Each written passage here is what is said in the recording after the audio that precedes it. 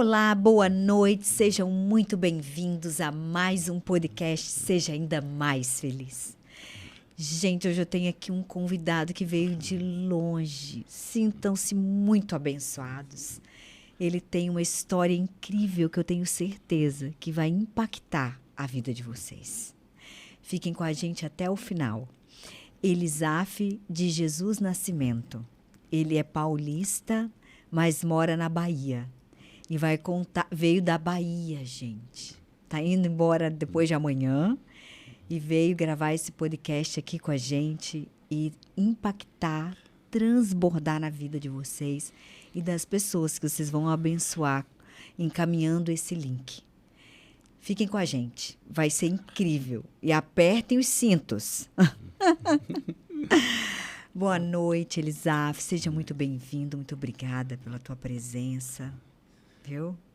Por esse transbordar do reino que é a tua vida. E nós estamos muito curiosos, todos, para ouvir essa história. Pronto. Não é? Que eu tenho certeza que vai mudar nossas vidas. Amém. Boa noite a todos. Meu nome é Elisaf de Jesus Nascimento. Profético nome. Isso. E na Bahia, todos me chamam de Duda. E aí as pessoas perguntam por que Duda Elisaf? Elisaf é judeu, é árabe, é de onde esse nome? É verdade, é um nome bem diferente, né? É. Uhum. E aí eu vou contar da onde saiu esse nome. Esse nome saiu da mente de meu pai. Meu pai, quando eu nasci, minha mãe deu anotadinho no papel, bem bonitinho. Eduardo de Jesus Nascimento. E de casa para o fórum, meu pai se bateu em algum papel, se bateu em uma pilastra, alguma coisa, perdeu o papel e chegou lá e colocou Elisaf de Jesus Nascimento. Ai, meu Deus. Tirou da cabeça dele. Da cabeça dele. E ele mudou o nome de todos os irmãos. Eu tenho mais um irmão e mais 3 irmãs. E ele foi mudando o nome de todo mundo. Minha irmã era Gisele de Jesus Nascimento. Ele foi lá e colocou Edgrace de Jesus Nascimento. E essa é a história do Duda. Do Duda. E um dia eu perguntando para ele, eu falando assim, meu pai, por que o senhor fez essa perversidade com a gente, colocou esse nome assim, diferente? Aí ele falou assim, meu filho, eu queria ainda ter dois filhos ainda, um menino e uma menina. Aí eu falei, só por curiosidade, eu falei, qual o nome que o senhor queria colocar? Exatamente, né? Como é que eles iam chamar? Aí ele falou assim, ó, o menino Henrique Chalma e a menina Candice Belga. Aí eu falei assim, ó, foi Deus que não deixou vir ao mundo para não estar sofrendo bullying, né, com esses nomes, Candice Belga. Né? Teu pai é vivo ainda? Meu pai, ele faleceu em 4 de junho de 2020.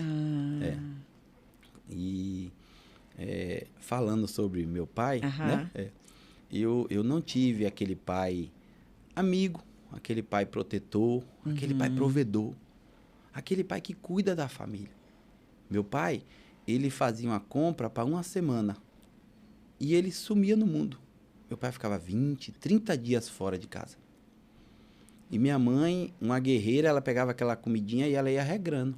Dava um mês. E aí não chegava não, mas dava 10 dias, 12, até 14 dias já deu.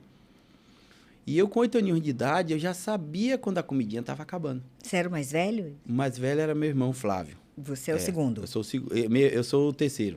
Aí tem minha irmã Elane, depois sou o terceiro. Aí tem tem a Edgrace e a Éliga, a última, a raspa do tacho. É minha irmãzinha. E aí, eu sabia quando minha mãe a comprinha estava acabando, que ela ficava agitada. Ela ficava nervosa, assim, meu Deus, o Elias não chegou. E cadê? Até agora, essa comidinha está acabando. E nesse dia, ela deu o último alimento pra gente. À noite, de manhã, no outro dia de manhã cedo, a gente acordou. Isso lá em São Paulo? Isso em São Paulo, isso em São Paulo.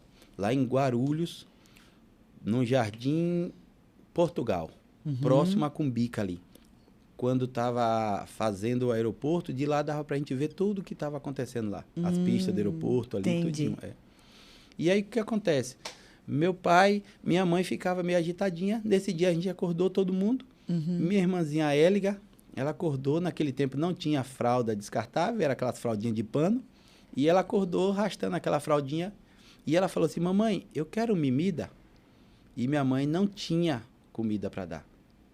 E para uma mãe, ela ver um filho, uma filha pedir comida, ela não ter para dar, dói muito. É verdade. E aí minha mãe ia para o cantinho e ficava chorando. E eu, com 8 anos de idade, meu irmão Flávio, com 11 para 12, a gente ia para o lixo. Para pegar lixo, papel, plástico, alumínio. Né? Alumínio, naquela época, era muito raro. Uhum. As latas de refrigerante, cervejas, era de ferro, era pesada, não valia nada. A única coisa que mais valia no lixo era aqueles creme dental colinos, que os tubos eram de alumínio. De alumínio. Eu me lembro disso. Então, quando a gente achava vários tubos daquele ali, aí dava para comprar arroz, feijão. Uau. Né? Mas quando também não achava, aí dava para comprar só o arroz. E nesse dia a gente saiu e só conseguimos comprar o arroz. E eu nunca esqueço, a gente chegou em casa, eram umas 2h30 para 3 horas da tarde. Todo mundo em casa com fome. Minha mãe pegou aquele arroz e foi fazer só com sal.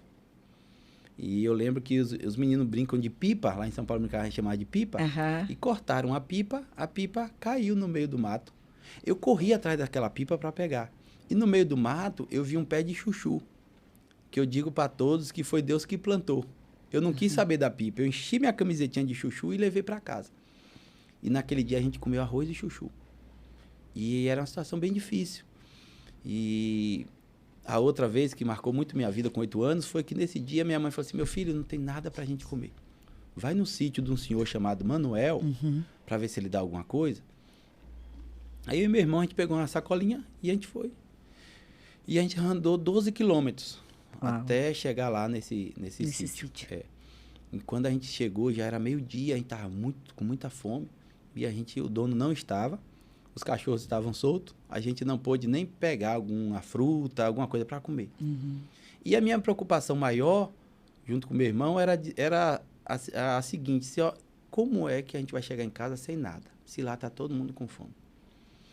E a gente foi retornando para casa, e uma fome, as perninhas doendo, né? Uma criança de 8 anos, meu irmão 11. E no meio do caminho a gente achou uma bicazinha de água, um tubo assim, descendo água cristalina. E meu irmão encheu a barriguinha de água. Pense numa coisa ruim, amiga Daisy. A gente toma água com fome. Muita água. Mas aquela água foi o sustento para a gente chegar em casa. E quando eu estava perto de chegar, uns 2 quilômetros mais ou menos, eu lembro que a gente viu no meio do mato um pé de limão cravo. E aquele laranjinha, né? Meio laranjinha, isso mesmo, daquele mesmo. Por isso que chamou a atenção, porque aquele mato tá gal verde, assim, e de repente a pessoa até que era tangerina. E a gente correu pro meio do mato, eu e meu irmão. E quando chegou lá, era o limão, a gente tirava, pegava o limão assim, descascava, e a fome era tanta que a gente comia com bagaço, com tudo, de tanta fome. E se tivesse um festival de, assim, quem chupar o limão e não fazer careta, ganha um prêmio. Vocês iam ganhar. Eu e meu irmão ganhava. Porque o limão estava tão doce, a fome era tanta que o limão estava tão doce que a gente não fazia careta. Né? E a nossa vida era dessa forma. Quando a gente chegou em casa, eu nunca esqueço que minha mãe, ela falou assim, ela estava limpando o quintal, aí assim, minha mãe, a gente não conseguiu nada. Ela falou assim, meu filho, teve um homem que estava devendo seu pai e veio aqui e pagou um dinheirinho. Eu comprei uma cestinha básica, tem comidinha para vocês lá na cozinha. Meu irmão, a gente chegou na cozinha, tava aquele arrozinho, aquela soja, aquela comidinha assim. Eu e meu irmão, a gente pegou o pratinho e a gente comia que nem 2 cachorrinhos. A gente não levantava para mastigar ou para respirar, não. No meu entender, uma criança de 8 anos, eu imaginava assim, ó, será que essa comidinha é minha mesmo? Daqui a pouco alguém vai puxar o prato, então deixa eu comer logo. Então eu ficava nessa situação. E tudo beleza. Quando meu pai ele retornava, minha mãe às vezes falava, né, Elias, tu saiu, deixou tudo com fome, como é que pode? E meu pai era muito brabo. Meu pai, qualquer coisa, meu pai ficava irritado. Meu pai, ele batia na gente como se ele estivesse batendo num adulto. Meu pai, ele dava murro na minha mãe que o sangue voava. Minha gente ia para acudir e ele batia na gente. Era uma situação muito difícil. A gente vê aquelas cenas assim terríveis assim de grito, de choro, minha mãe cheia de sangue, era uma situação bem difícil. E a gente foi crescendo nessa situação. E com 9 anos de idade, meu pai, um dia a gente amava brincar, Daisy. Amava brincar de pipa, peão, gude, o que uma criança, né, da minha época gostava. E resultado, meu pai, ele chegou, um dia a gente saiu, ficou brincando, eu e meu irmão, criança, ama brincar, e a gente tava brincando, só que a gente não viu que ele chegou em casa. Tava brincando um pouco mais distante. E meu pai, ele não queria que a gente brincasse se tiver um portão assim, do portão para fora. Se ele chegasse e visse a gente, ele batia na gente. Porque ele não queria que a gente fosse feliz. E no finalzinho eu te conto porque ele não queria que a gente fosse feliz. Resultado, a gente brincando e esqueceu da hora. E aí tava escurecendo, assim, Flávio, vamos que o pai chegou. Aí ele embora, aí chegamos em casa, batendo na porta. Aí ele abriu. Ele falou assim, vocês não estavam na rua? Então volta pra rua. Aí ele deu uma pesada assim em mim e meu irmão. A gente bateu assim, tinha um murinho assim, a gente caiu. E foi uma dor tão forte, sabe? Mas pra mim a dor mais forte foi... a rejeição, né? Foi assim, eu ficava assim, bateu um desespero e eu falei assim, será que eu vou ver minha mãe de novo? Será que eu vou ver minhas irmãs de novo? E eu comecei a chorar naquele dia. E naquele dia eu saí falando, meu Deus, todos os pais são dessa forma, todas as famílias são desse jeito, Deus. E eu ficava assim, a gente saiu mais na frente assim, eu e meu irmão, a gente achou uma casinha que estava em construção, pegou um saquinho de cimento, colocou no chão assim, e a gente tentou dormir. Mas a gente não conseguia, que a gente estava com fome, a gente estava suado, a gente estava cansado, né? De brincar. E minha mãe contando depois, que ela disse, eu vou buscar meus filhos. Aí ele falou assim, se você for, eu lhe mato. Aí minha mãe deixou ele dormir e ela saiu na rua, chamando Duda, Flávio, Duda. E naquele dia, quando eu escutei a voz da minha mãe, eu saí correndo, que nem um foguetezinho daquela casa. Eu abracei minha mãe, as pernas de minha mãe, disse, minha mãe, eu quero comida, eu quero tomar um banho, minha mãe, eu tô com fome, e a gente tudo chorando, abraçado, e ela, calma, calma. E ela assim, calma, meu filho, ó, eu não vou poder dar banho em vocês não vão poder tomar banho. Porque vai fazer barulho, seu pai vai acordar e vai colocar vocês para fora. Então, vocês vão para dentro de casa, entra e vai pro beliche. Escondidinho. Bem quietinho para não fazer barulho. Chegamos na beliche e a gente deitamos lá, ela foi lá e deu uma comidinha pra gente. A gente não podia nem mastigar direito, porque se fizesse barulho, ele acordava e aí... Acordava a fera. Acordava a fera e aí era surra na série. E ele colocava para fora de novo. Resultado, a gente comeu a comidinha, tentou dormir, mas eu não conseguia. A casa da gente era uma casa que tinha aquele chão vermelhão, muitos vão lembrar. Aquele chão vermelhão, aí passava uma cera cardeal. E depois exatamente. A enceradeira, né? E... manchava tudo aquilo, né? Isso era. Aí deixava... E tinha cortinas nas portas dos quartos, que não tinha banheiro. Não tinha porta naquele tempo, assim, muitas pessoas. E eu lembro que eu dormi com meu irmão, a gente tentou dormir, mas a gente não conseguia, que toda hora era como se tivesse um filme de terror. Que ele fosse abrir a cortina, puxar as pernas da gente e jogar para fora de casa. Então a gente não conseguia. De manhã cedo eu vi os pezinhos dele passando pela porta assim, pela cortina, né? Aí me bateu aquele pavor, aquele medo. O coraçãozinho ferveu de medo. Ele levantou, ele se tomou banho, se arrumou e foi embora. E quando ele chegou à noite, ele não fez nada com a gente. Mas a nossa vida era dessa forma, sabe? E o tempinho foi passando, e eu quero dizer para a minha amiga Deise, né, que eu não tive estudo, sabe? Eu ia para a escola mais, era para comer merenda. Então, assim, as pessoas estavam falando, os professores estavam falando muitas coisas, assim. Eu não sei como é que eu passava de ano, que ainda eu passava de ano, muitas das vezes. E aí, os professores estavam falando um monte de coisa, eu não escutava nada. Nada. Eu só escutava na hora que apertava a campainha. Foi trim. Que era a hora da merenda. A merenda. Eu corria para a fila da merenda. A maioria das vezes, eu era o primeiro a chegar na fila. Tinha vezes que eu chegava... E eu faço ideia, porque menino tem muita fome mesmo, né? Eita, muita fome. A gente brincava muito. Imagina. E aí, o que acontece? Eu lembro que a gente... eu corria para a fila da merenda, a maioria das vezes era o primeiro a chegar. Mas tinha vez que eu chegava, já tinha 2, 3 na minha frente. Aí eu olhava assim e falava assim, eita, que a situação deles está pior do que a minha, que eles chegaram primeiro. E tudo beleza, era dessa forma. Agora, a maior tristeza era quando eu chegava na fila, não via ninguém, assim, olha, hoje não tem ninguém. Aí batia. Aí a mulher falava assim, hoje o governo não mandou merenda, não tem merenda. Aí batia uma tristeza, eu ficava pelo cantinho ali, né, com muita fome. eu via aquelas criancinhas que tinham uma merendeira, né? Aquelas criancinhas que os pais tinham condição, aí dava uma merendeira para eles e tal. Com a comidinha, né? E eu era assim, era muito difícil. Eu, nessa época, eu não me lembro se eu tinha merendeira. Depois eu consegui uma merendeira, aí já... Mas naqueles dias ali era muito difícil. E eu lembro que os menininhos comendo aquela merendinha assim, e eles falavam assim, olha, ele é pobre, ele não tem lancheira. Aquilo me machucava e ia pro cantinho chorar. E eu nunca tive inveja, ciúmes de ninguém, Deise. De ninguém, nunca. Eu acho que é um câncer na alma. O ser humano que tem inveja, ciúmes do outro, assim, do próximo, é um câncer na alma. Ele está destruindo a vida dele e ele não entende. E naquele dia, eu estava com muita fome. E eu via as criancinhas comendo aquela comidinha assim. E ele colocou um paninho, colocava ali a toalhinha, né? E um dos menininhos, eles estavam comendo uma coisinha assim, redondinha assim, mais ou menos, e salgadazinha, dentro de um docezinho branco com chocolate, um creme assim amarelado com chocolate. E eu de longe assim, ele mordia e eu via que assim, isso deve estar uma delícia. E eu olhava assim e eu ficava, a minha boquinha salivava, sabe? E naquele dia, tudo que eu queria... Era comer uma bolacha daquela. Tudo que eu queria naquele dia, amiga Deise, era que ele, quando ele estivesse comendo, ele deixasse cair um pedacinho daquele. Para quando ele sair, eu ir lá e comer um pedacinho para eu ver, experimentar.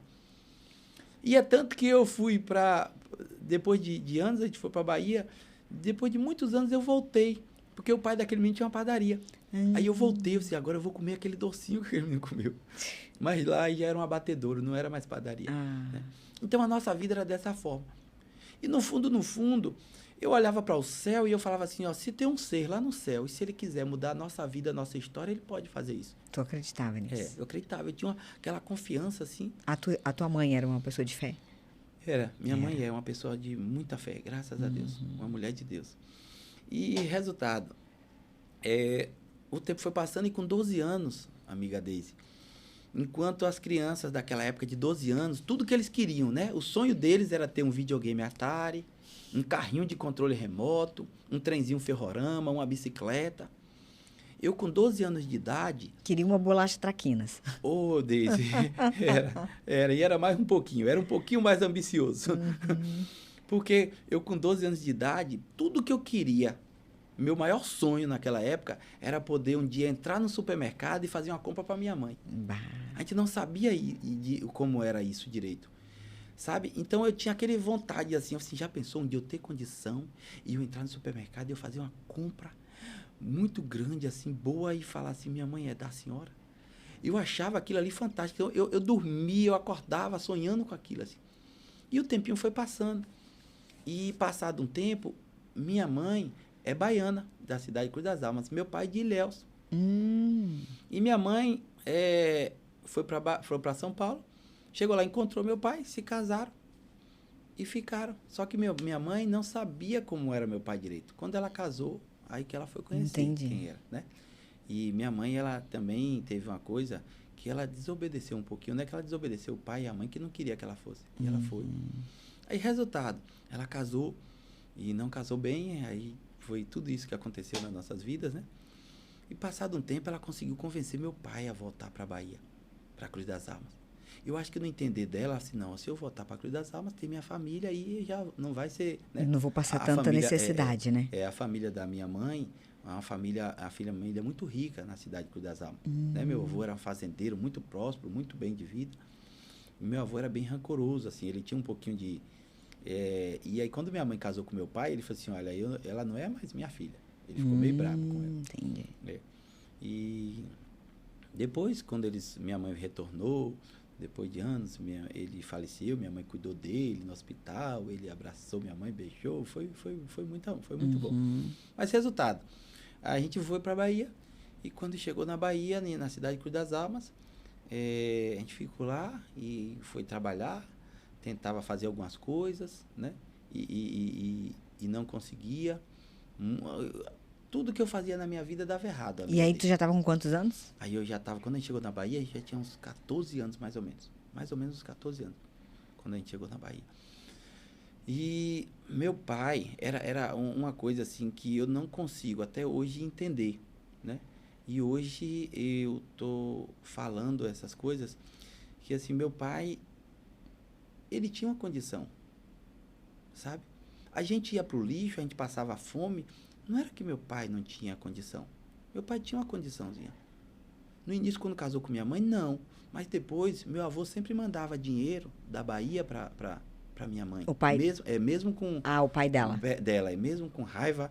Mas aí minha avó fazia a cabeça dele, né? E aí mandava, vendia uns boi lá e dava um dinheirinho para ela e tal. E esse dinheiro dava... Ele conseguiu fazer algumas coisinhas. Mas ele sumia no mundo e ele gastava à toa. Eu não sei o que meu pai fazia fora. Eu não sei, a gente não sabe. Uau. Mas a gente passava fome, necessidade. E não tinha necessidade de passar, porque meu pai tinha as condições. Depois ele conseguiu fazer umas casinhas de aluguel ali no Jardim Novo, Portugal. Alugava para as pessoas que estavam fazendo a obra ali no aeroporto. Então ele ganhava um dinheirinho. A gente não tinha necessidade, não havia necessidade. Mas o seu avô mandava o dinheiro para ele na conta do teu pai? Aí mandava para minha mãe o dinheiro. E geralmente assim, quando alguém ia para São Paulo, aí ele mandava um dinheiro por alguém. Ah, tá. Quando meu pai chegava em casa e via alguém da Bahia, pronto, meu pai falava assim, tem dinheiro. Então minha mãe tentava esconder. Quantas vezes ele bateu na minha mãe? Porque minha mãe não queria dar o dinheiro. E aí ele batia na minha mãe e não, se eles vieram, tem dinheiro, ele tomava o dinheiro. Teve vezes que meu avô mandou muito dinheiro. Ele dormia com facão e o dinheiro o travesseiro cheio debaixo do travesseiro cheio de dinheiro. Então era uma situação muito difícil, sabe? Que a gente passava.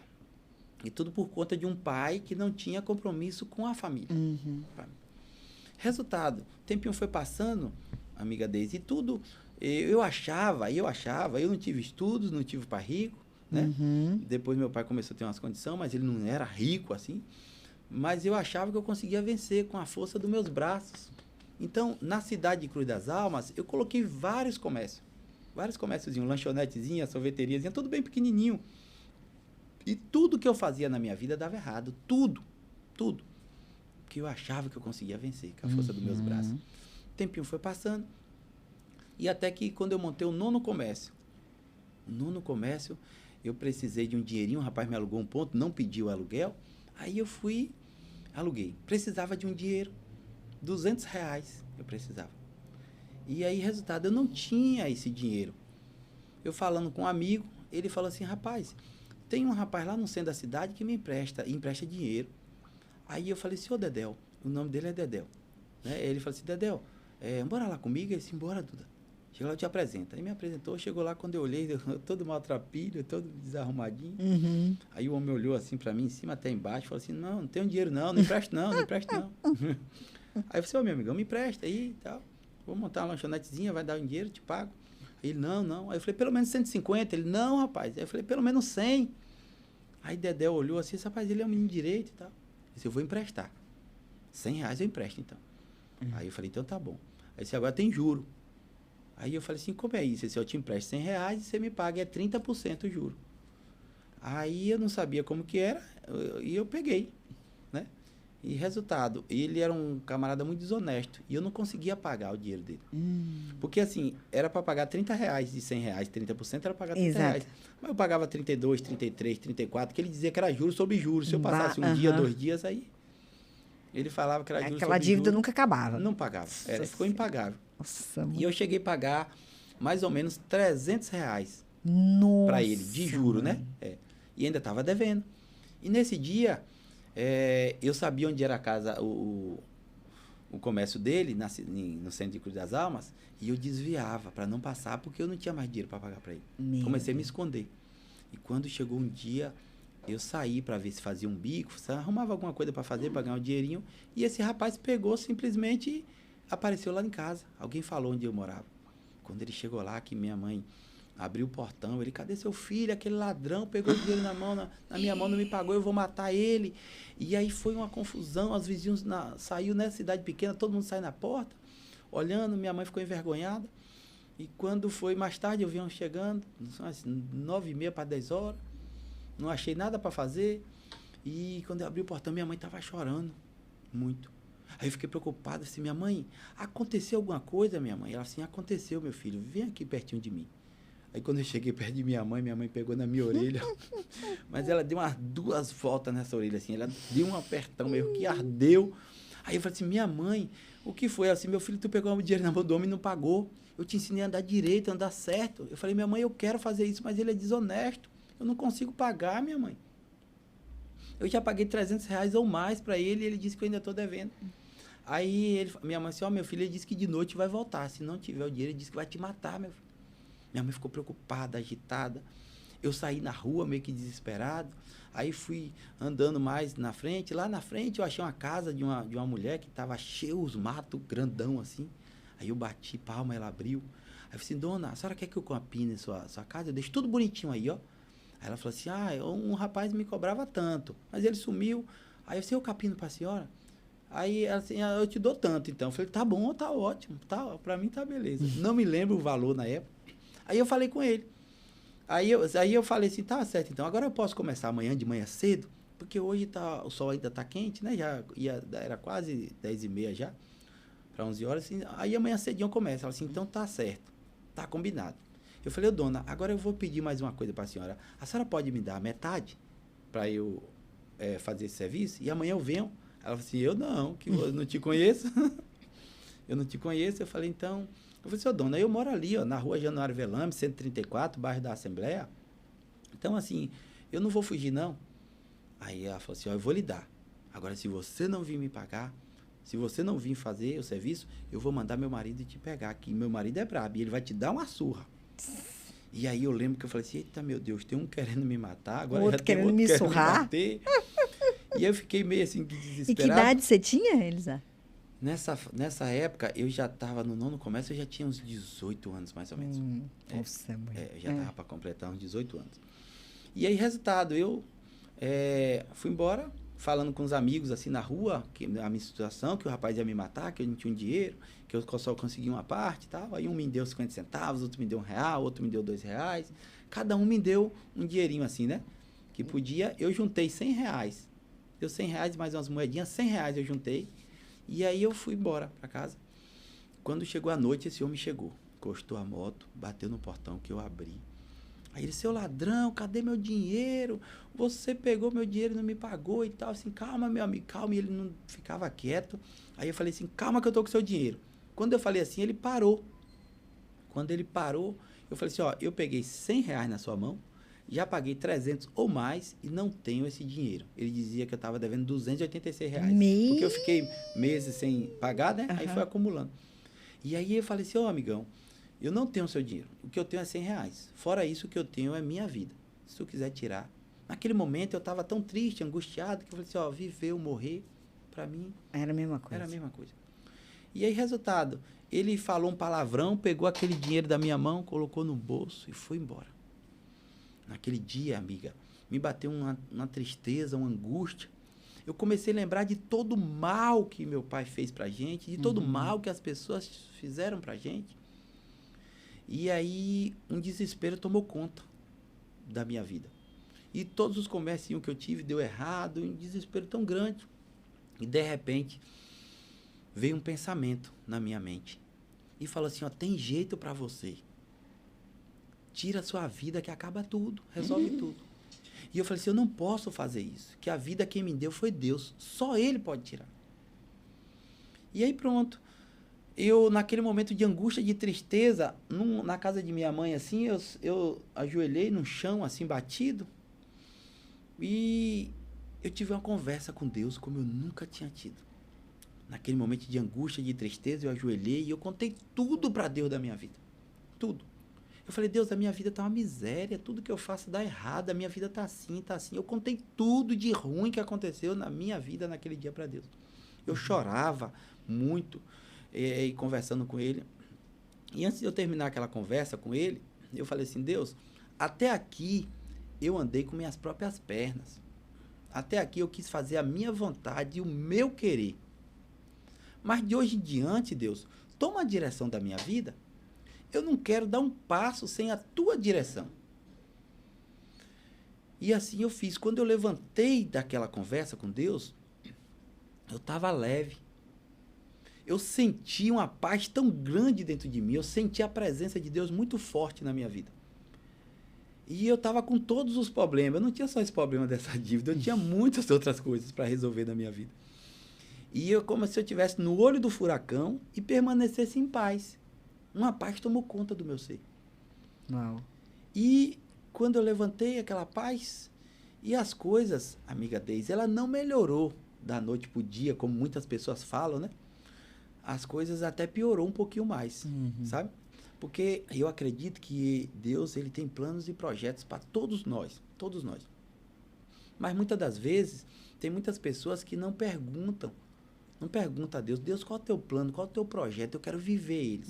E quer fazer do jeito dele. Então, assim, às vezes a gente está na contramão do que Deus quer para a nossa vida. E quando a gente está na contramão, imagine uma pessoa com um carro na contramão. Ele vai machucar e vai se machucar. E ele vai morrer e vai matar. Sem dúvida. Né? Mas quando a gente está na mão certa, né? A mão do Criador, aí as coisas começam a dar uma fluida. E aí eu tinha muitas coisas que eu fazia e acabava que prejudicava muito a minha vida. Então, assim, eu pegava, às vezes, o dinheiro emprestado, não conseguia pagar as pessoas, né? Então, assim, não era maldade, é que eu não tinha como, mas eu falei assim, não, se eu pegar, eu pago. Mas chegava no dia, eu não conseguia. Não conseguia. Aí era uma situação muito difícil. Então, Deus, e Ele tem planos e projetos para cada um de nós, quando a gente convida Ele para a nossa vida, para a nossa casa, para a nossa família, aí Ele fala assim, pronto, agora você está me convidando. Agora eu vou cuidar de você. Mas primeiro eu preciso te tratar. Tem alguns maus costumes, tem algumas coisas na sua vida que eu preciso tirar de você. Porque se eu abençoar você, e você com esse mau costume, você vai se perder na vida. Resultado, o tempinho foi passando e não melhorou. Até piorou um pouco mais. Porque passado um tempo, apareceu um primo de meu pai. E esse primo de meu pai, ele foi para a Bahia. Chegando lá, assim, ele chamava minha mãe de tia. Esse tia, cadê o tio e tal? Aí minha mãe falou assim, seu tio, mas era primo dele, né? Mas ele chamava de tio. Aí assim, seu tio abandonou a gente, foi embora, desapareceu. Aí esse é mesmo irresponsável, como é que ele faz isso e tal, aquelas coisas todas. E passado mais uns dias, ele falou assim, olha, ele gostou de mim e falou assim, tia, eu gostei muito de Duda. E eu tenho uma fábrica de sorvete lá em São José dos Campos, lá em São Paulo. Eu queria levar ele para montar, eu ia ensinar ele a fabricar sorvete, eu ia montar uma fábrica para ele aqui na Bahia. E ele entra com o trabalho e eu entro com recurso. Aí eu falei, minha mãe, a senhora deixa eu ir? Ela falou assim, deixa, meu filho, deixa. E aí pronto. E aí eu fui para São Paulo. Eu lembro que antes de eu ir para São Paulo, eu não tinha uma mala, né? Aí eu consegui um caixotezinho, fechei as arestazinhas assim, fiz uma malinha e fui com aquela caixinha de madeira. E na época de política, os vereadores, eles davam camisetas e chaveirinhos lá na Bahia também. E eu tinha pouca peça de roupa. E quando chegava a época de política, eu falava assim, eita, que eu vou renovar meu guarda-roupa. Eu ia para tudo quanto era comício, pegava camiseta de vários vereadores. E cada dia eu estava com um vereador aqui, muitas das vezes, e aí as pessoas falavam assim, vira folha, tu não sabe o que é que tu quer, você quer saber o que eu estou vestido, né? E aí pronto, peguei essa caixotinha e fui para São Paulo. Só que quando chegou lá, tudo que o primo prometeu, ele não cumpriu. Lá eu fui trabalhar de escravo. Lá ele só me dava café, almoço e janta. E eu trabalhava muito. Sabe? Eu trabalhava, era de 5 horas da manhã. 5 horas ele me acordava. 5h30, mais ou menos, ele me acordava. E aí eu ia trabalhar 8 horas, 9, 10 horas da noite. A maioria das vezes era 10 horas da noite, ele ficava lá até mais tarde. E aí quando eu dava 10, 11 horas da noite, olha quantas das vezes eu estava trabalhando. E não tinha dia, era todos os dias. Trabalhando lá. E eu falava, primo, deixa eu ir embora. Aí ele não deixava, ele assim, calma que vai dar certo, eu vou te ensinar aqui a fabricar, é para você ir para a Bahia e tal. Você ainda tá chorando e tal. Eu falei assim, não, rapaz, mas deixa eu ir embora e tal. E ele não deixava. Quando chegou um dia, tava muita chuva em São José dos Campos, no Vale do Paraíba ali. Taubaté, Jacareí. Eu falei, seu primo, deixa eu ir embora, que como garantia eu deixo minha malinha com a metade das minhas roupas. E para o ano eu volto. Com as camisas dos políticos. Foi isso, a maioria era as camisas políticas. E resultado, amiga Deise, no outro dia ele chegou pela manhã e falou assim, olha, eu vou deixar você embora. Agora a sua mala fica, com a metade das suas roupas. Eu falei, fica, primo, pode deixar que ela fica. E aí pronto, aí ele me deu um dinheiro para vir embora. Nunca esqueço também os R$100. Ai, meu Deus. R$100 já me persegue. Isso que eu ia dizer. Aí ele me deu R$100 para eu vir embora. Eu comprei a passagem da São Geraldo, que foi R$70 na empresa de ônibus. E sobrou 30. Para eu chegar com dinheirinho na Bahia, nas paradas de ônibus era muito caro. Aí eu parava, quando o ônibus parava numa paradinha assim, aí eu tomava um cafezinho bem baratinho, meio-dia não comia nada, à noite comia mais alguma coisa. E consegui chegar em Cruz das Almas com R$15. Bah. R$15. E aí as pessoas, minha mãe, quando eu cheguei, a primeira pessoa que eu fui ver, minha mãe, né? Abracei. Ela disse, ô meu filho, tu veio, foi atrás desse primo, é o que tu ganhou? Eu falei assim, tu tá vendo todo seco, acabado, arrebentadinho? Eu falei, minha mãe, eu ganhei experiência. E eu aprendi a fabricar sorvete. E amiga Deise, minha malinha tá lá até hoje. Até hoje, imaginei. Eu nunca fui buscar aquela malinha. Eu disse, não vou não, né? E pronto. E aí, o tempinho passou e tudo que eu fazia, eu já não fazia mais nada à toa. Eu pedia direção a Deus.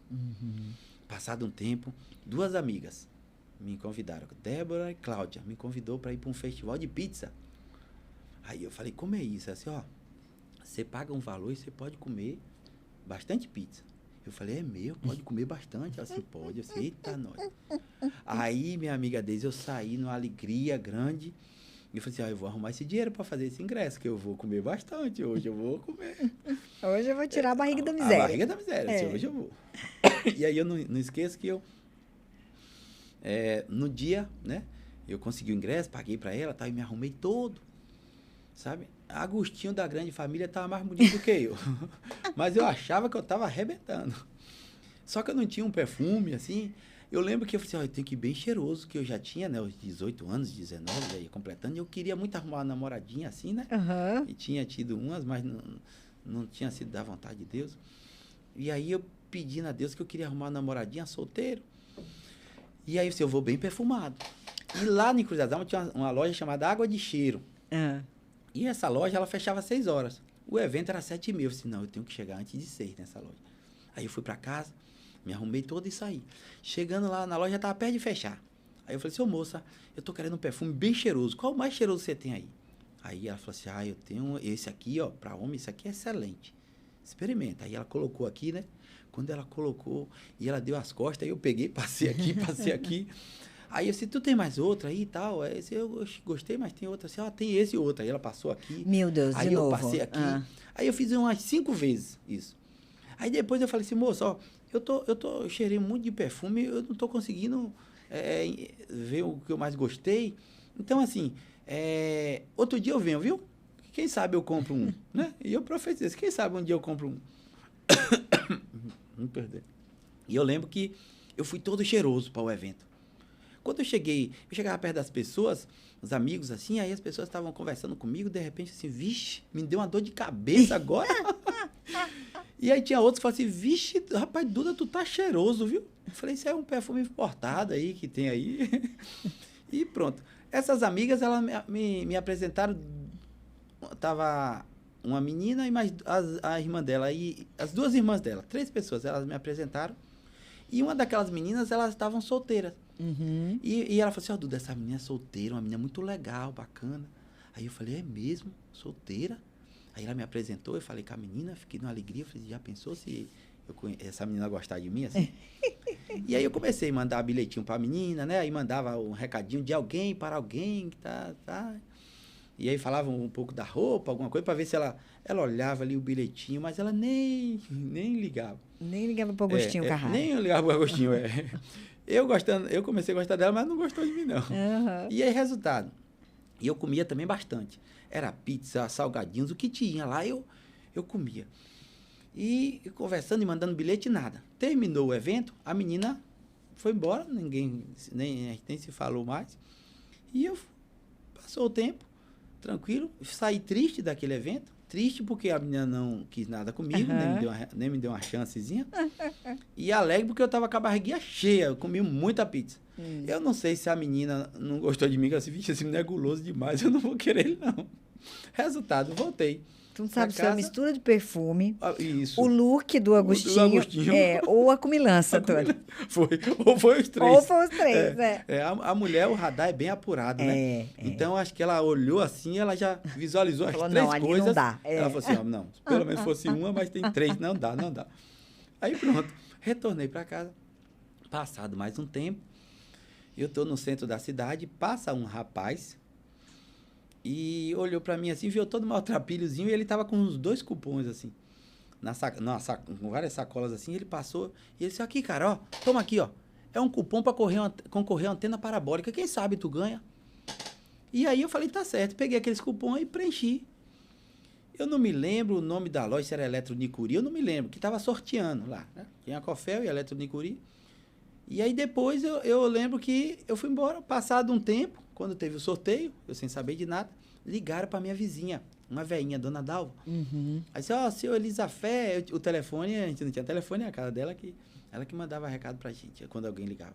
Aí ela falou assim, olha, tá dizendo que seu Elisafé ganhou uma antena parabólica, pra você ir lá buscar. Eu falei assim, dona Dalva, a senhora tá com brincadeira não? Ela disse, não, meu filho, me ligaram agora. Eu falei, tá bom, dona Dalva, pra você ir. Eu peguei, fui correndo pra lá. Nossa.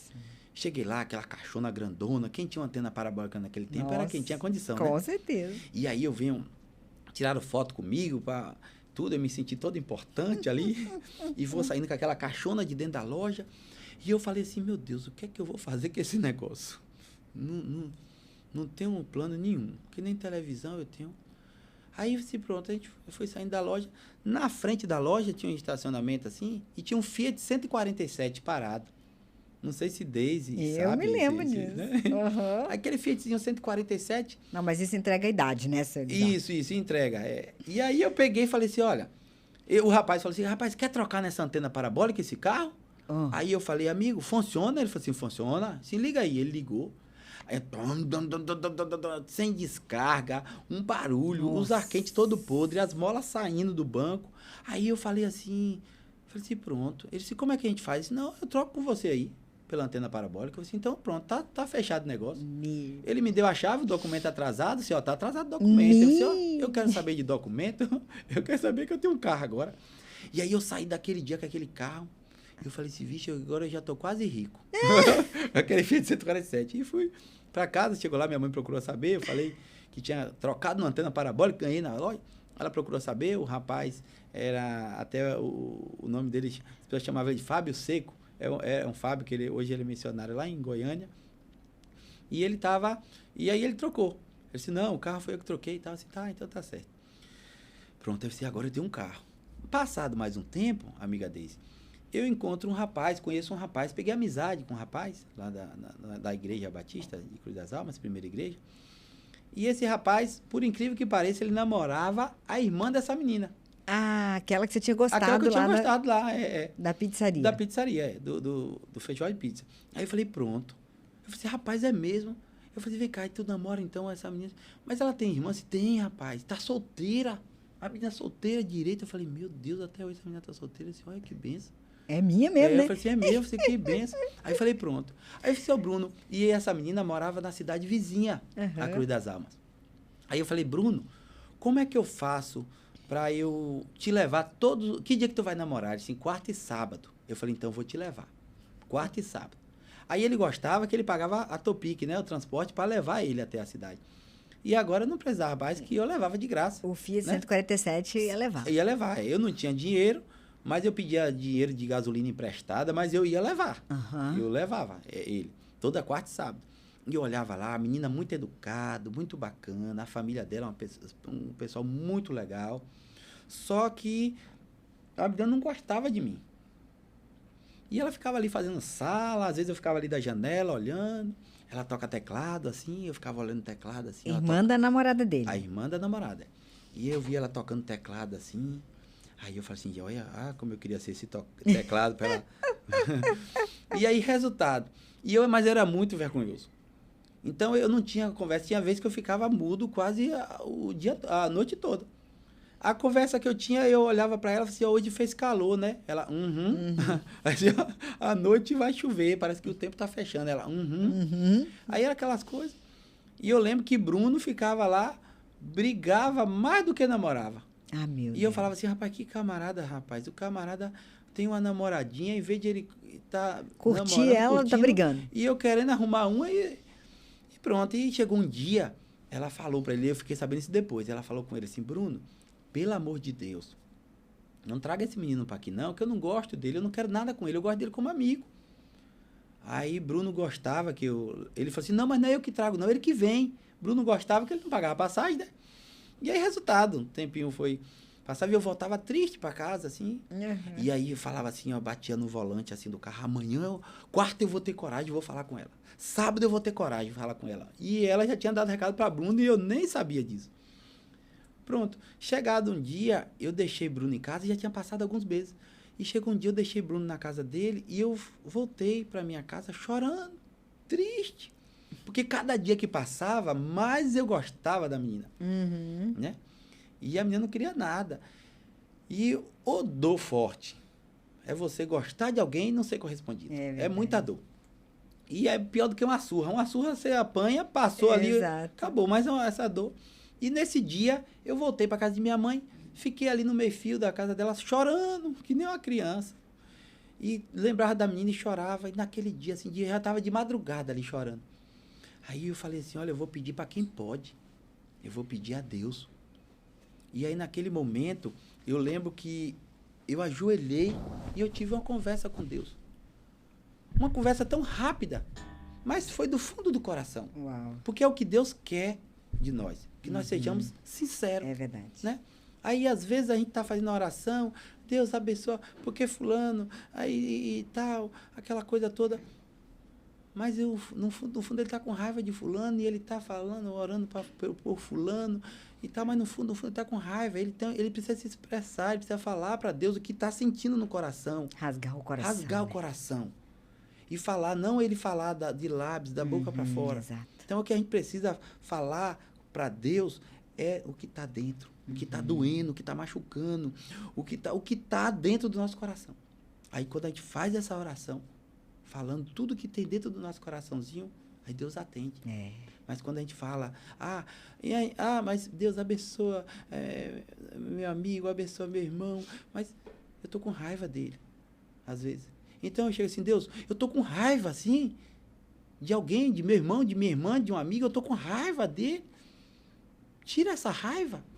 Eu não quero ter essa raiva, abençoa ele.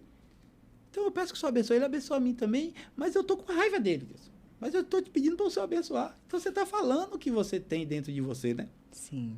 Naquele momento, eu vou pedir a Deus. Vou pedir para quem pode.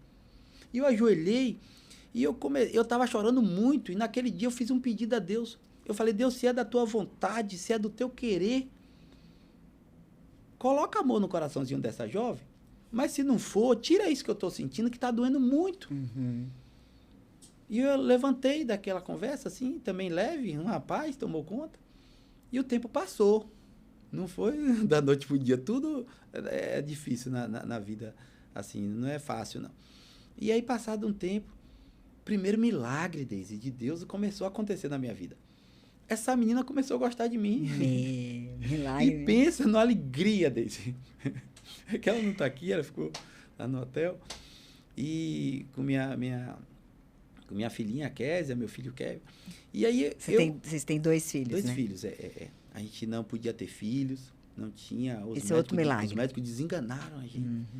E nós confiamos em Deus, 10 anos de casado. Uau. Deus deu uma filha, depois deu um filho. Para a glória de Deus. Ele que orou para eu vir para cá. Para Deus abençoar. O teu filho. Me ajudar. O meu pequenininho, 5 anos. É uma bênção, Kevin. E Késia é maravilhosa. Né? Filhota espetacular. Resultado. E o primeiro milagre começou a acontecer na minha vida. Essa menina começou a gostar de mim. E eu fiquei numa alegria tão grande, Deise, tão grande, sabe? E essa menina, Deise, hoje ela é minha esposa. Para a glória de Deus.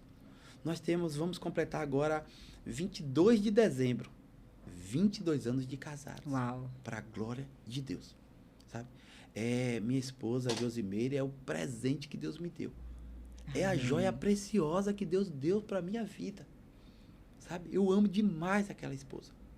Aquela... eita, Deus, eu todos os dias eu falo para ela assim, esposa, eu sou apaixonado por tua filha. Eu amo demais. Ela é muito maravilhosa. E me deu uma filhinha maravilhosa, Kezinha, me deu um filhinho. E eu nunca esqueço, quando o médico desenganou, a gente foi pro médico, mas disse que era gastrite, e não foi gastrite, foi a Kezinha, filhota, linda, né? Depois eu fui lá no médico, doutor, a gastrite que o senhor falou aqui, ó. Ele olhou assim, você parece meu.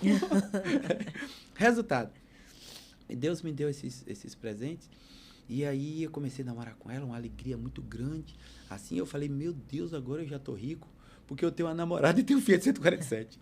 O tempinho foi passando mais um pouco, e aí eu queria noivar, aí com 1 ano e meio, mais ou menos, eu peguei e eu não tinha dinheiro, minha mãe achou um anel na rua, e ela falou assim, meu filho, eu achei um anel, eu falei assim, minha mãe, me dá esse anel, ela assim, pega. Eu levei pro rapaz, assim, meu amigo, é ouro? Ele olhou assim, é ouro. Eu falei, amigo, eu quero que você faça um par de aliança com esse anel, e você coloca o nome Elisaf e Josimeire, que eu vou noivar. Aí ele olhou assim, não, camarada, ele é muito fininho esse anel, se colocar... Mal dá pra fazer um, quanto mais 2. Esse vai ficar da grossura de uma linha de pipa. Então, assim, não dá nem pra colocar o L, quanto mais o Elisaf e tal. E aí ele se arruma mais um dinheirinho, que eu coloco mais umas graminhas assim, aí eu sempre fui trabalhador, aí corri atrás, consegui um dinheiro, voltei lá, falei com ele.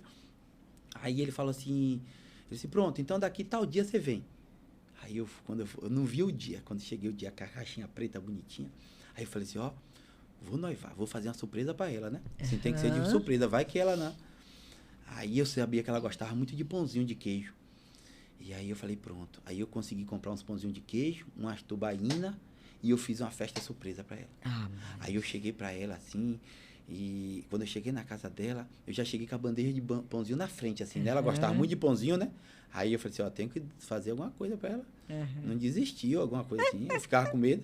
E aí eu cheguei pra ela e falei assim, olha, aí quando ela chegou, viu aqueles pãozinhos, olhou assim, aqueles pãozinhos assim, eu falei assim, você quer noivar mais comigo? Aí ela olhou por pãozinho, olhou pra mim e disse, eu quero. Aí eu disse, graças a Deus. Aí pronto. Aí abracei e a gente foi noivar, noivou. O pastor, na época da igreja dela, da Primeira Batista de Governo do Mangabeira, José Rosa, pegou e estava lá também, né? A gente chamou ele apareceu lá, fez falou, orou pela gente. E eu tenho essas fotos, eu tenho muitas coisas assim, sabe? Legal. Um dia eu pretendo colocar em vários lugares, assim, para as pessoas verem. Resultado. Noivei, fiquei com aquela alegria, que agora eu tô noivo, né? Aí sempre olhando aquela aliancinha assim, meu Deus, que alegria. E pronto, o tempinho foi passando e eu queria casar. Aí passado um tempinho, a gente marcou o casamento. Tinha nada tinha na vida. E algumas pessoas até falaram, né? Chamou ela, falou assim, olha... E ela também era de uma família humilde? A família dela, tinha uma condição, né? A família da gente não tinha essa condição, assim, que meu pai... Lá, meu pai, quando a gente veio pra Bahia, meu pai vendeu tudo que eles tinham lá. Ele chegou na Bahia com muito dinheiro, bastante dinheiro. Na época do overnight, aí o juro na poupança era 40%, 50%, assim. Então, ele ganhou muito dinheiro, ele pegou aquele dinheiro, só que ele gastou tudo, ele acabou com tudo. Minha mãe disse, meu filho, Elias, vamos comprar um caminhão para Flávio trabalhar? Meu irmão já precisando trabalhar, vamos comprar um mercado, achou um mercado para comprar, não comprou. Meu pai tinha dinheiro para isso, mas meu pai não comprou nada. Tudo que minha mãe falava assim, vamos fazer, ele não fazia. Ao contrário. E resultado, a gente ficou sem nada mesmo, passou uma situação muito difícil, que aí ele sumiu, aí o restinho de dinheiro que tinha ele levou, e a gente passou uma situação difícil. Pronto, voltando lá para o governo da Mangabeira, a família dela, meu sogro, trabalhava para o governo federal, né? E ele com muita dificuldade e tal, começou a vidinha dele, ele trabalhava e ganhava o dinheirinho dele e sustentava a família. Ninguém passava necessidade, família toda bem, graças a Deus. E eu, sem nada na vida, até que um dia, aí quando eu fui casar, algumas pessoas, né, até chamou ela, falou assim, Meire, como é que você vai casar com um menino sem dinheiro, sem estudo, não tem nada? Não tem um trabalho fixo, tem nada assim. Aí as pessoas falam assim, larga dele. E aí, graças a Deus, ela não ouvia essa voz. E ela não largou. Ela disse, não, mas ele é direito, é honesto. Disse, mas isso não enche barriga, não. E aí, graças a Deus, ela não ouviu, a gente casou.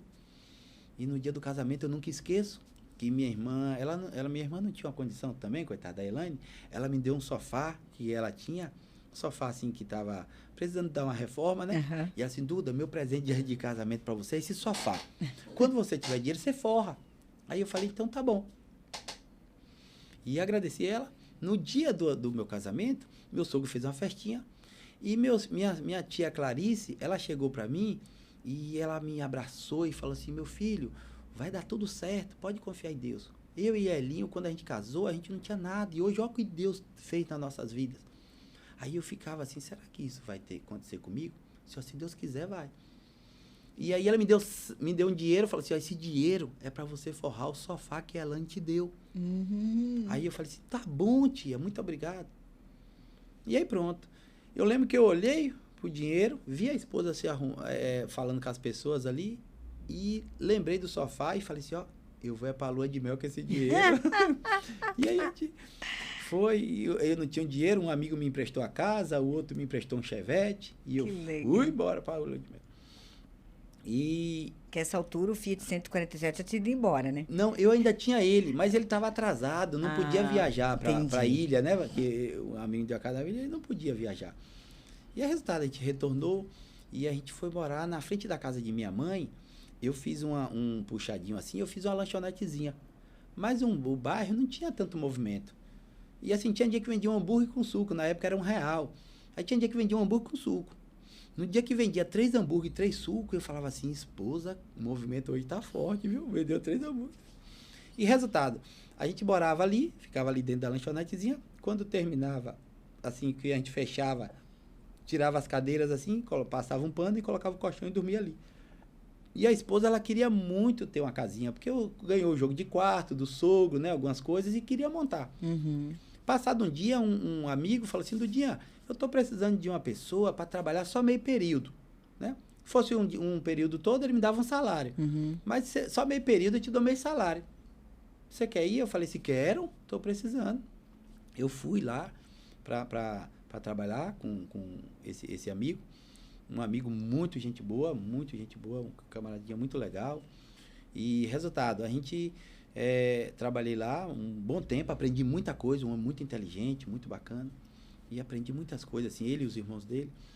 E pronto, passado mais um tempinho, eu fiquei a casa, não consegui pagar o aluguel, porque eu fui ganhar meio salário e achei de alugar uma casa. Passado tempo, eu saí da lanchonetezinha, quando eu comecei a ganhar meio salário, me disse, agora eu tô com agora eu posso botar. Posso fazer. Aí aluguei uma casinha.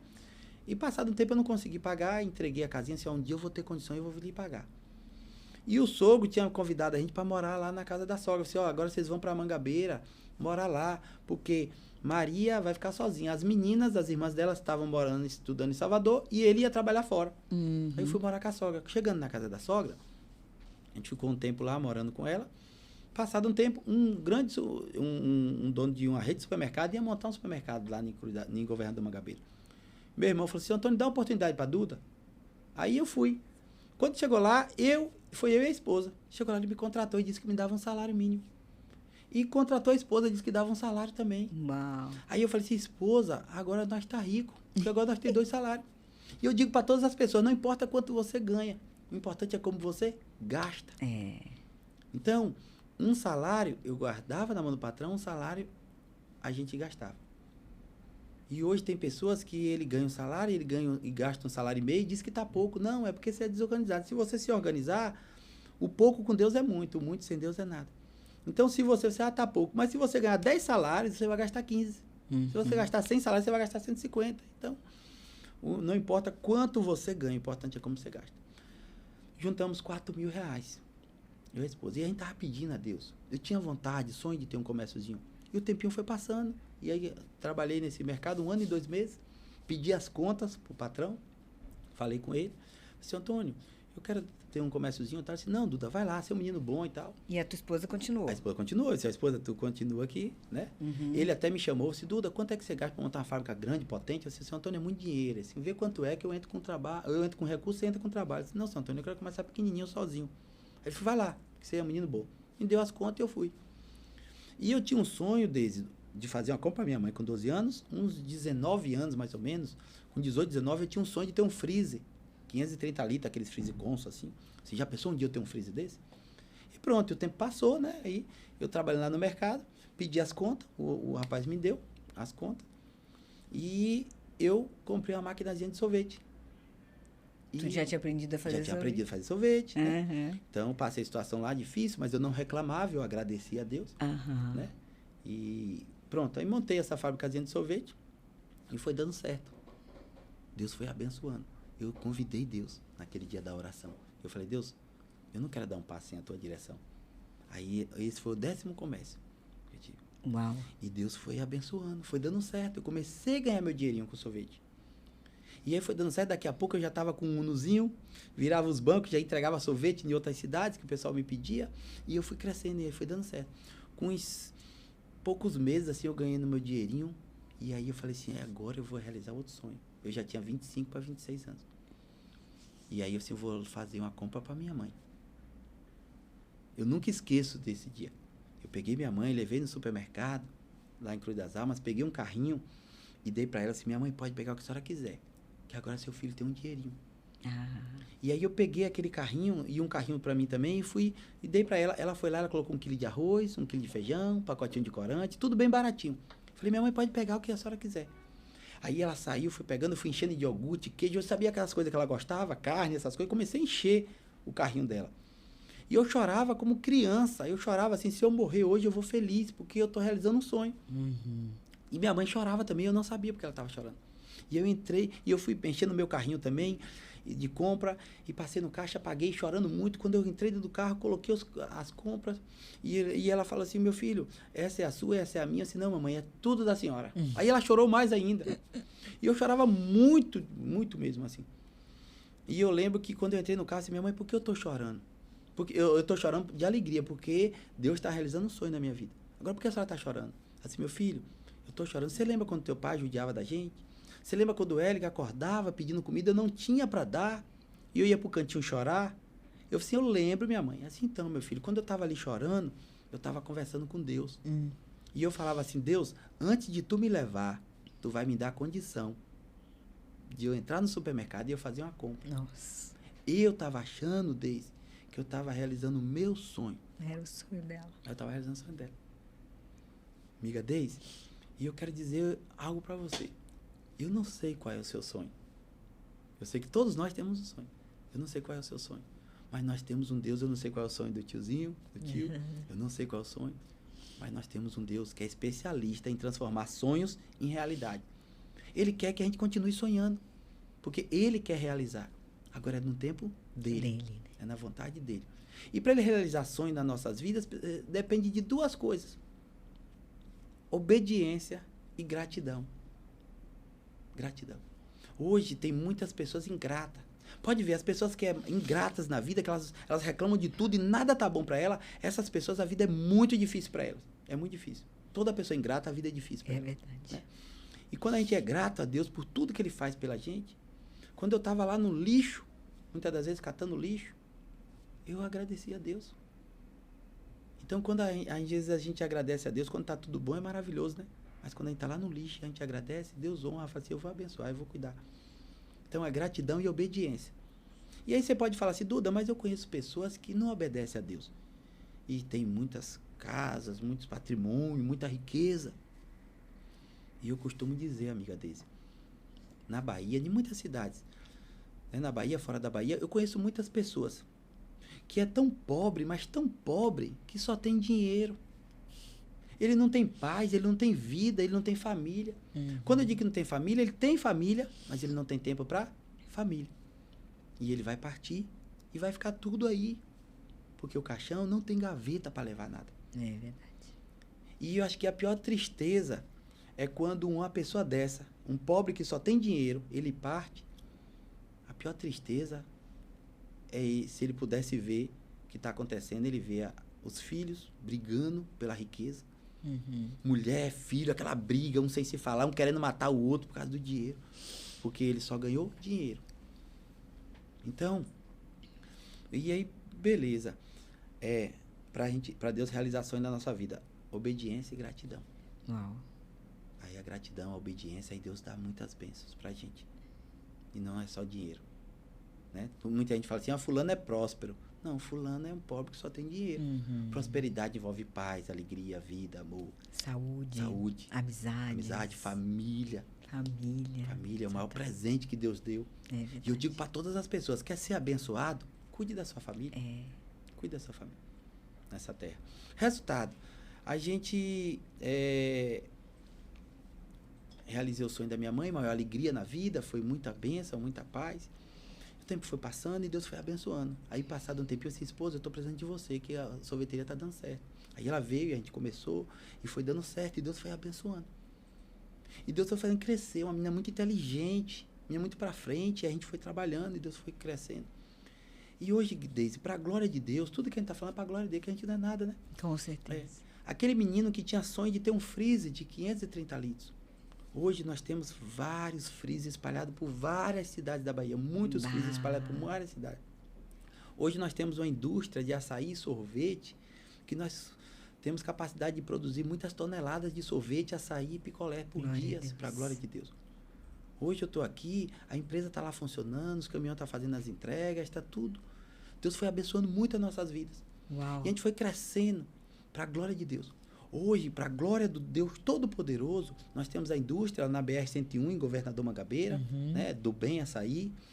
Nós temos loja de fábrica em Salvador, e estamos começando a distribuir em Salvador e muitas cidades. Vamos descer, se Deus permitir, Praia do Forte, em Baçaí, aqueles lugares. Glória a Deus. Hoje, para a glória de Deus, nós temos loja de fábrica em Vitória da Conquista, que é já a divisa de Minas Gerais. Açaí do Bem, que chama? Açaí do Bem. Né? Nós somos do bem, aí o açaí é do bem. Isso mesmo. E aí, resultado, Deus foi abençoando, a gente foi crescendo, a empresa foi dando certo, as lojas, Deus está abençoando, está crescendo. E hoje nós distribuímos. Hoje, para a glória de Deus, Deus tem abençoado nossas vidas. Nós temos apartamentos em lugares luxuosos de Vitória da Conquista para alugar, nós temos casas de praia, nós temos vários imóveis em várias cidades lá. Para a glória de Deus, Deus foi abençoando com muita força nossas vidas. E tudo isso que eu estou falando, desde é importante. Mas, espiritualmente falando, mais importante é Deus. E materialmente falando, essas coisas, os bens, é muito importante. Mas, para mim, o mais importante é a minha família. É o presente que Deus me deu. Então, quando a gente veio de carro, quem está passeando aí, já falamos de Deus aí em várias cidades, no Paraná, aqui também. E aí a gente veio de carro passeando. Quando eu entrei no carro, na caminhonete, coloquei minha família toda. E eu falei assim, esposa, meu maior patrimônio está aqui, ó. É verdade. É meus filhos. E a gente está passeando aí e não sabe o dia que ainda vai chegar em casa. Estamos de férias. Né? Para a glória de Deus. Glória a Deus. Deus foi cuidando. Passado um tempinho, desde que a gente começou a ganhar o dinheirinho, o que acontece? Meu pai retornou. Meu pai retornou faminto e fedido. Passou um filme na minha mente de todo o mal que meu pai fez pra gente. Nossa. E por um tempo, por isso que a minha vida era travada, porque por um tempo eu tive ódio, raiva, rancor de meu pai, porque tudo... Eu comecei a lembrar de tudo que meu pai fazia e falar assim, por que meu pai foi tão ruim assim? E era uma situação difícil. E chegou um tempo, estava fazendo mal, eu preciso perdoar meu pai. E eu perdoei meu pai. Quando eu vi meu pai, eu já tinha perdoado, mas passou aquele filme de todo o mal que ele fez pra gente. Não deu vontade de eu querer descontar aquelas coisas, mas eu já tinha perdoado. O coraçãozinho já estava leve. E eu digo para todas as pessoas, quando a gente não perdoa quem nos fez mal, no mundo espiritual trava tudo. É verdade. Tudo. Então não importa se te fizer algum mal. Se você não perdoar, as bênçãos de Deus não vão cair na sua vida. E naquele momento eu liberei perdão, eu já tinha liberado. Naquele momento só concretizei que eu pedi a bênção para ele. Ele me deu a bênção, eu abracei ele, disse, meu pai, o senhor quer comer? Ele disse, eu quero. Coloquei comidinha para ele. E ele comeu que nem um cachorrinho, que nem eu e meu irmão. Eu cuidei dele, eu fiz de tudo pro meu pai. Tudo que eu pude fazer pro meu pai, eu fiz. Cuidei demais dele. E eu digo para todas as pessoas, quando a gente não libera, não perdoa, no mundo espiritual trava tudo. E no mundo espiritual, tudo que acontece nesse mundo real, começa no mundo espiritual. Com certeza. Né? Então, quando a gente não perdoa quem nos fez mal, a família não vai bem, as finanças não vai bem, a saúde não vai bem, nada vai bem. Mas quando a gente libera o perdão, as bênçãos de Deus caem. E sabe aquelas pessoas que às vezes tem pessoas que assim, não, eu tô com um projeto que agora vai dar certo, que agora eu vou crescer e tal. Tudo que ele faz não dá certo na vida. E de repente, você agora eu tô com um projeto que agora vai dar certo. E daqui a pouco dá errado. Por quê? Porque às vezes ele não liberou perdão para quem fez mal para ele.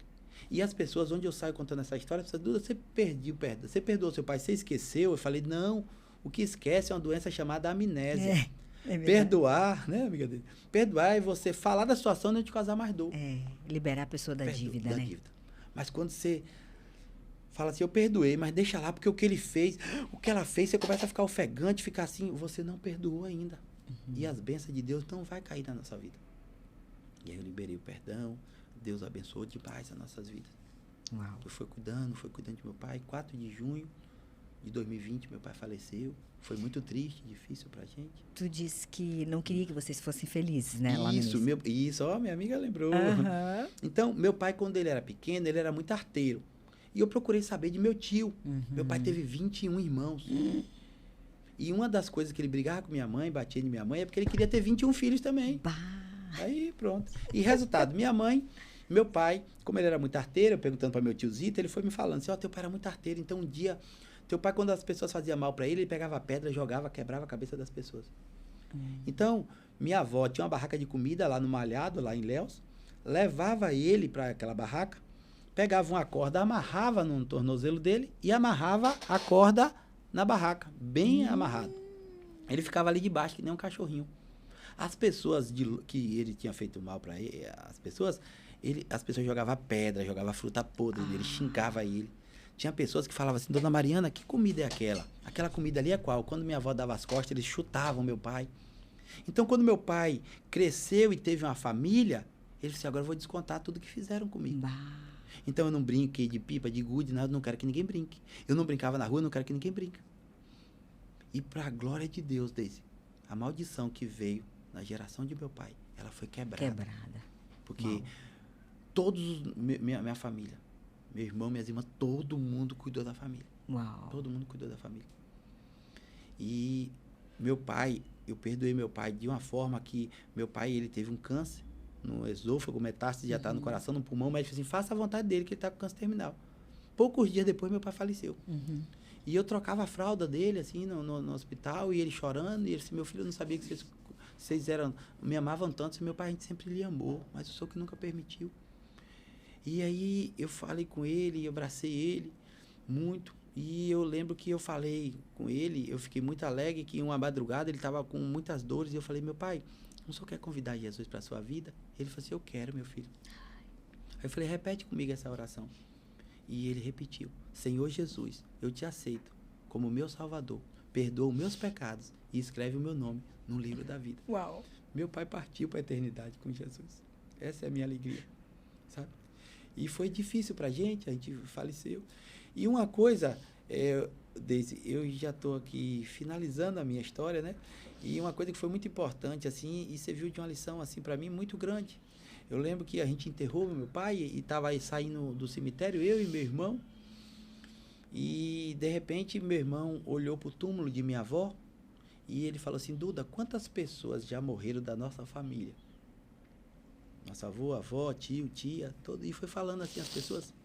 E eu nunca esqueço que ele, assim, de braços cruzados, assim, olhando firme para aquele túmulo. E ele falou assim, quantas pessoas, né, irmão? Eu falei, é mesmo, irmão, quantas pessoas? E a amiga Deise, ele nunca imaginava que 1 mês e 3 dias depois, era ele que estava entrando ali, Deise. Bah. Meu irmão teve uma Covid e meu irmão faleceu. O Flávio. O Flávio. O Flávio, ele entrou no hospital falando com todo mundo. Estacionou o carro, entrou no hospital falando com todo mundo. 11 dias depois, ele saiu num caixão. Foi uma situação muito difícil pra gente. E era uma situação que ele falava muito assim, ele falava assim, Duda, eu vou trabalhar até 50 anos. Ele conseguiu fazer muita coisa na vida, sabe? Trabalhou muito, muito trabalhador. Ele cresceu bastante. E ele disse, Duda, eu vou trabalhar... Né? Prosperou bastante. Esse Duda, eu vou trabalhar até 50. Depois de 50, eu vou... Não vou mais dar um prego para ninguém, eu vou passear e curtir. E ele partiu com 47 anos. Meu Senhor. E nesse mesmo cemitério, outra coisa me chamou muita atenção. Tudo a gente tira proveito de coisas, né? É verdade. E nesse cemitério tinha um túmulo até bonito assim, e de repente tinha um senhor, tinha uma fotinha de um senhor, e ele e uma estrelinha, quando nasce é uma estrelinha, né? E 1960. E um traço 2020. Aquele senhor tinha morrido em janeiro de 2020.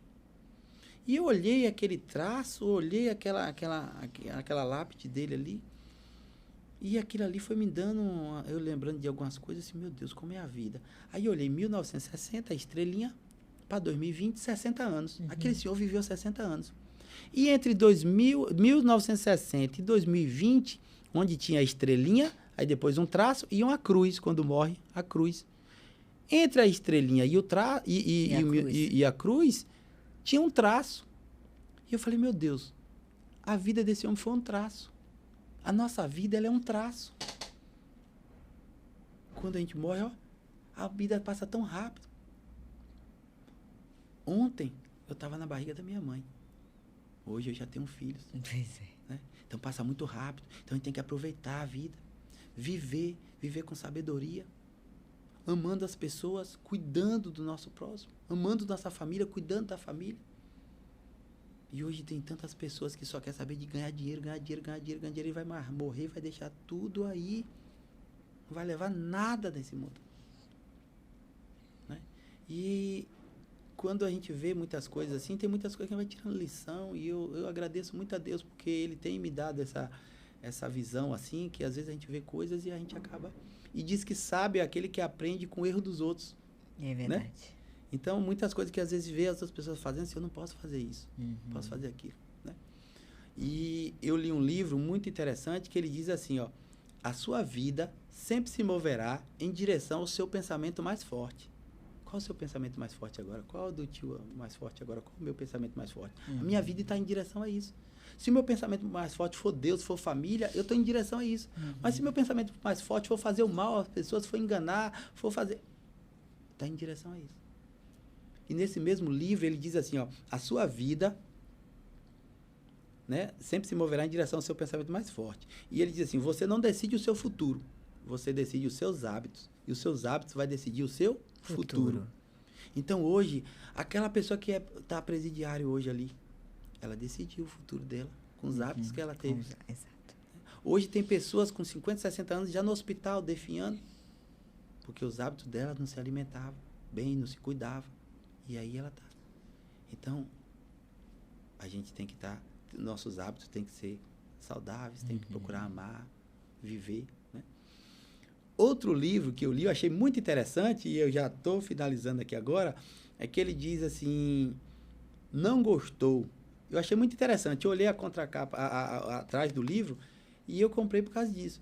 E estava dizendo assim, ó, não gostou da colheita, mude a semente. Isso aí. Eu achei muito interessante aquele livro. E aí, ó, se eu não estou gostando do que eu estou colhendo, então, a partir de hoje... Eu tenho que plantar coisas diferentes. Eu vou semear o que eu quero colher. Né?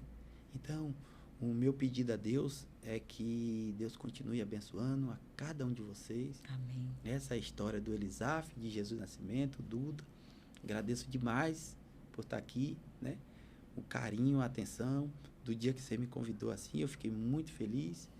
E falei assim, ó, eu preciso ir, né?